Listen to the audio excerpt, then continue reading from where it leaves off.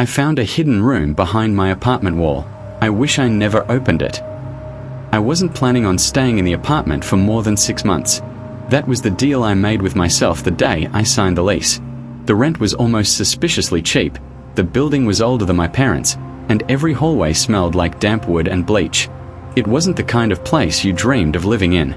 It was the kind of place you settled for when your savings account was almost empty and your landlord didn't ask too many questions. At the time, it felt like a lifeline. Looking back, I wish I'd slept in my car instead. The building sat at the end of a quiet street where almost every other apartment had been renovated except this one. The brick exterior was stained black in places, and ivy had wrapped itself around the fire escape like it had been trying to pull the whole structure into the ground. The landlord, Mr. Harrison, was an older man who looked permanently exhausted. He barely made eye contact when he handed me the keys. "The walls are old," he muttered. I laughed. "Old walls don't bother me."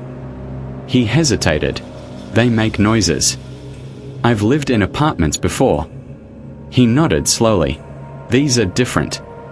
That should have been the first warning. Instead, I thanked him and carried my boxes upstairs. Apartment 3B wasn't terrible.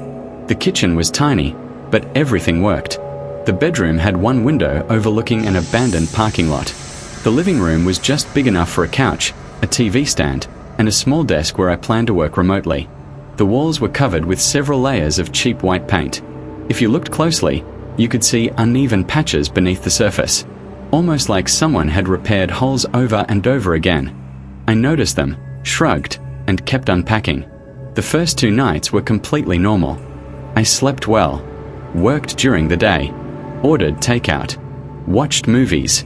Nothing unusual. Then, around 2:13 in the morning on the 3rd night, I woke up to a scratching sound. Not loud, just scratch, scratch, scratch, like someone dragging their fingernails across drywall. I sat up in bed, listening. Silence. I checked my phone. 2:14 a.m. I figured it had to be mice. Old buildings always had mice. I rolled over and eventually fell asleep. The next night, 2:13 a.m. Scratch, scratch, scratch. Exactly the same. This time it lasted almost 30 seconds before stopping. I got out of bed. The sound had seemed close. Really close.